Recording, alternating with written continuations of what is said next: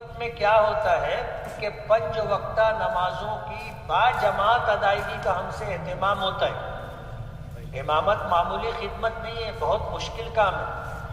میں کئی مرتبہ سنا چکا. ایک مصلی تھا، مجھ سے کہنے لگا کہ آپ امامت کرتے اور تنخواہ لیتے،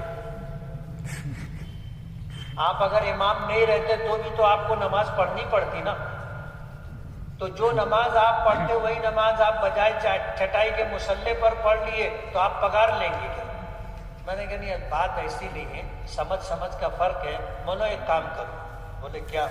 میں نے کہا تم مہینے بھر 5 وقت کی نماز ہمارے مؤذن صاحب کے بازو میں پہلی صف میں پڑھو، جو پگار ملے گی وہ تم لے لے، جو تنخواہ ملے گی وہ تم لے لے. اب گفتگو کے بعد پہلی نماز میں وہ تھا مؤذن کے بعد، میں بھی اس کو ایسے گھوم کے دیکھا.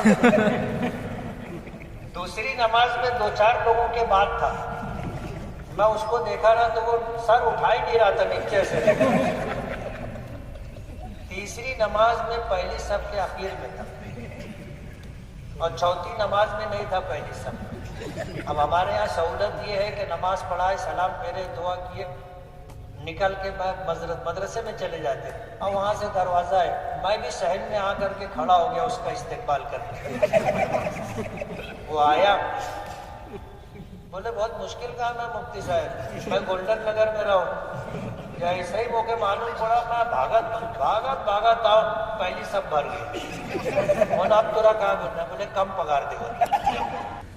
Thanks for watching. Don't forget to like, comment, share and subscribe to Al Wahid channel.